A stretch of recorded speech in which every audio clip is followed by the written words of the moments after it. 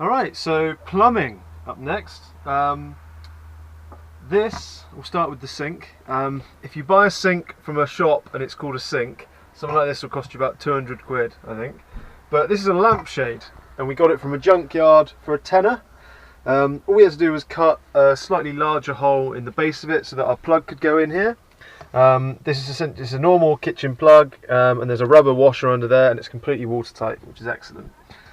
So from that basis, you need two things in your plumbing: your grey water, which is like your waste, and your fresh water, which is what you'll be drinking and cleaning your dishes with and everything. Wastewater is fairly simple. These are both 25 litre tanks. So all we had to do, like I said, was cut with the metal attachment on a jigsaw, a larger hole in the base of this lampshade, so that this sort of plug is covered up with a washer at the moment, would fit through there.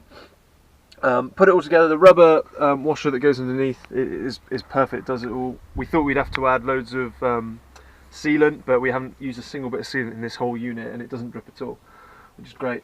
And then we've got a trap here. This can unscrew, and then you can take out any like chunks or bits that have got trapped in it.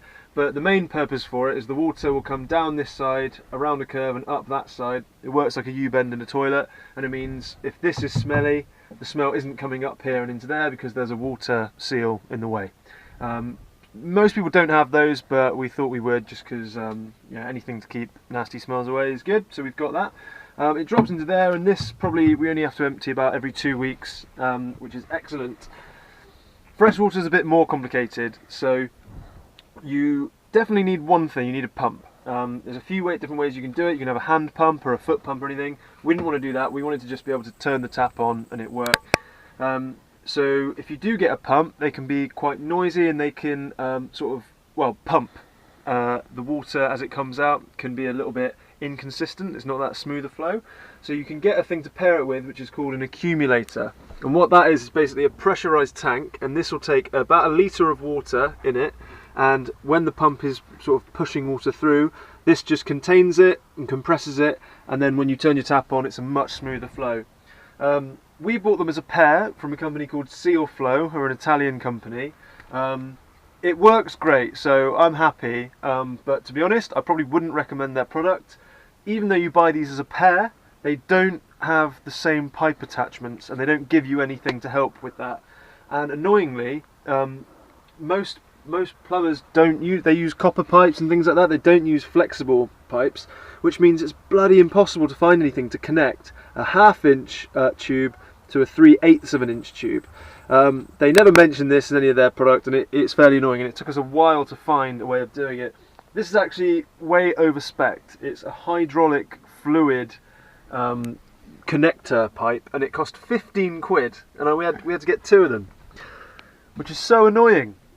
Because the pump was, I think, 25 and the accumulator was 20, so we spent more on these connectors than we did on the actual pumps themselves.